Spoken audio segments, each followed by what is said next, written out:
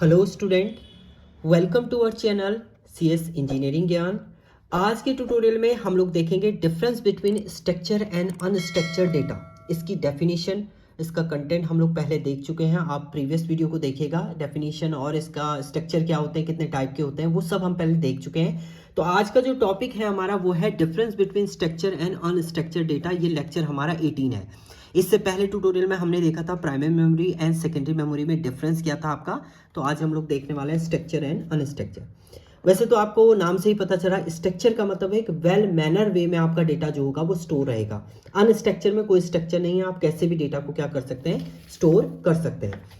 So definition की हम लोग बात करते हैं, data that is organise and formatted in a specific way following a pre defined model और स्कीमा। इसके अंदर जो भी प्री डिफाइंड मॉडल होते हैं, स्कीमा होते हैं, उनको फॉलो करके आपका डेटा को क्या करता है, स्टोर करता है। इसलिए इसको बोलते हैं आपका स्ट्रक्चर। जबकि इसमें data that lacks a specific structure और format and is typically unorganise और रॉ फॉर्म। डेटा आपका एक टिपिकल फॉर्मेट में नहीं होता है।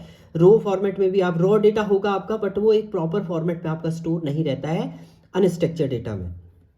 अब जो स्ट्रक्चर डेटा की बात करते हैं तो well organise with a defined format such as table and column. जो अगर हम लोग स्ट्रक्चर डेटा की बात करते हैं तो स्ट्रक्चर डेटा में देखिए आपका टेबल फॉर्मेट में डेटा रहेगा। जैसे आपने यहाँ पर लिखा है नेम, रोल नंबर, ब्रांच आपने लिखा, ये एक टेबल बनाई आपने।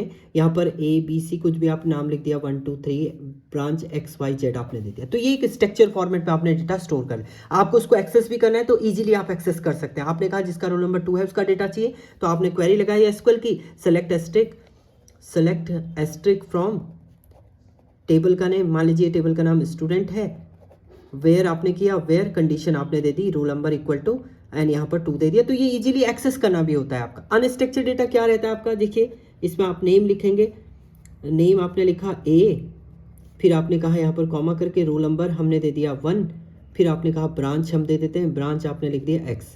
अब दोबारा आपको देना है, फिर से आप लिखेंगे name B।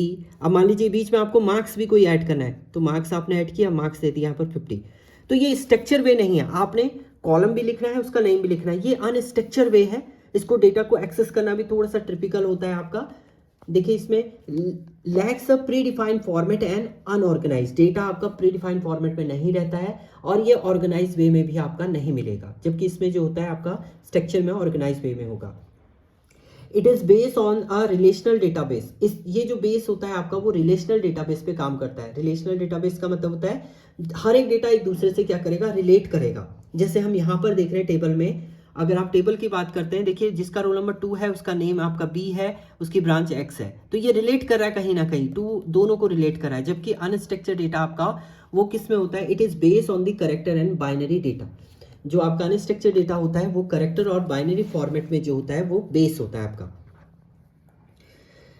Structure data is less flexible and schema dependent. इसमें जो होते हैं आपके स्कीमा होते हैं, 3 टाइप का आपका स्कीमा होता है, आपका physical schema, logical schema and external schema. उस पर ये बेस होता है। ये अब इसमें एब्सेंस होता है आपका स्कीमा, इसमें कोई स्कीमा नहीं होता है। स्कीमा का मतलब होता है overall designing of database. Database का पूरा स्ट्रक्चर जो आप डिफाइन करते हैं वो आप स्कीमा के अंदर ही करते हैं। तो ये स्कीमा पे डिपेंड करता है और ये अनडिपेंडेंट होता है, आपका स्कीमा पे डिपेंड नहीं करता है।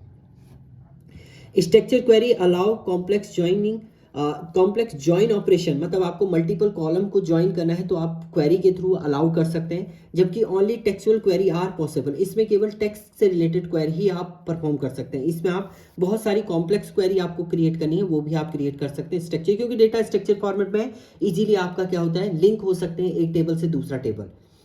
It is very robust. Robust का मतलब होता है and it is less robust. Robust का मतलब होता है आप इजीली एक जगह से दूसरी जगह पे इसके डेटा को आप मूव करा सकते हैं, क्योंकि स्ट्रक्चर मैनर में है। अनस्ट्रक्चर आपका रोबस्ट इन नेचर नहीं होता है, आपका लेस होता है, तो इसका आप मूव कराने में भी आपको कुछ ना कुछ प्रॉब्लम होगी। It has a pre defined format. इसका प्री डिफाइंड फॉर्मेट होता है जैसे टेबल आपका बना हुआ है, केवल उसके अंदर आपको डेटा फीड करना है।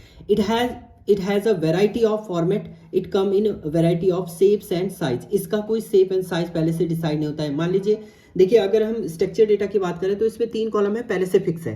इसमें आपके कोई कॉलम फिक्स नहीं है। अनस्ट्रक्चर में आपके कॉलम जो है बढ़ते रहेंगे, तो वही यहाँ पर बोल रहा है variety of shape and size आपका ये क्रिएट कर सकता है unstructured data. Highly accessible and can be easily retrieve using SQL और अदर डेटाबेस टूल। एसक्यूएल की क्वेरी से आप इसके डेटा को इजीली रिट्रीव कर सकते हैं, स्टोर कर सकते हैं, मेंटेन कर सकते हैं। Lakhs accessible and require advance technique for extracting and analysis. इसके डेटा को एनालाइज करना है, एक्सट्रैक्ट करना है, तो आपको एडवांस टेक्निक, जैसे हम लोग मोंगोडीबी यूज करते हैं, तो मोंगोडीबी में भी आपकी क्वेरी जस्ट इसी तरह होती है, बट उसमें अगर कॉम्प्लेक्स अगर कोई डेटा है उसको एक्सेस करना जो होता है वो ईजी नहीं होगा आपका किसमें, अनस्ट्रक्चर्ड डेटा में। It is easy to search. इसके डेटा को ईजी सर्च करना ईजी होता है क्योंकि स्ट्रक्चर वे में है। Searching for unstructured data more difficult, क्योंकि आपका स्ट्रक्चर फॉर्मेट पे डेटा नहीं है तो उसको सर्च करना भी क्या होगा आपका, डिफिकल्ट होगा। It is hard to scale database schema. Schema create करना जो है वो स्केलेबल, हार्डली स्केलेबल होगा क्योंकि पहले से स्कीमा बना हुआ है आपका। इट इज़ मोर स्केलेबल है क्योंकि इसमें स्कीमा पहले से बना नहीं है, तो आप स्केल कर सकते हैं। स्केल के अकॉर्डिंग आप डेटा को क्या कर सकते हैं, मेंटेन कर सकते हैं। तो ये डिफरेंस थे आपके structure data and unstructured data में। स्ट्रक्चर डेटा में आपका डेटा स्ट्रक्चर फॉर्मेट में स्टोर करेगा एंड अनस्ट्रक्चर में आपका अनस्ट्रक्चर फॉर्मेट में रहेगा। तो ये हमने देखा। इसके बाद जो नेक्स्ट ट्यूटोरियल रहेगा उसमें हम लोग देखेंगे system software and application software के बीच में डिफरेंस क्या होता है। ये हमारा लेक्चर 19 रहेगा। Thank you student.